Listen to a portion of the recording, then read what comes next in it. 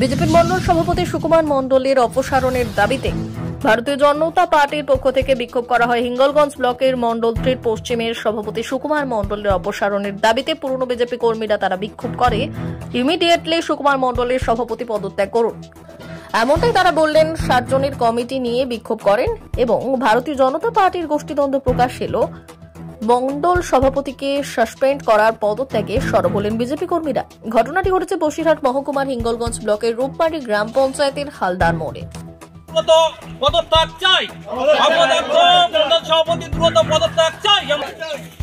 পশ্চিম মন্ডল 3 বিষপুর এবং রূপমারি এবং খুলনা 3টে অঞ্চলে আমরা পথে নেমেছি।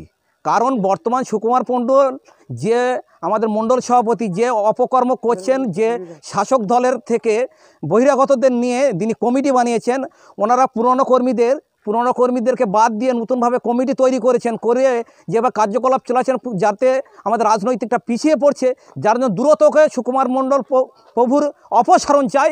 নতুন কমিটি যাতে হয়, নতুন মন্ডল সভাপতি হয়, সেটা রাজ্য এবং জেলা যেন তথা এই দৃষ্টি আকর্ষণ করেন। আর এই আমাদের বিজেপি পার্টিকে শ্রীবৃদ্ধি করার জন্য আগামী লোকসভায় যাতে ভালো রেজাল্ট করতে পারি, সেদিকে রাজ্য এবং কেন্দ্র যেন দৃষ্টি আকর্ষণ করে, যেন দ্রুত নিষ্পত্তি হয়।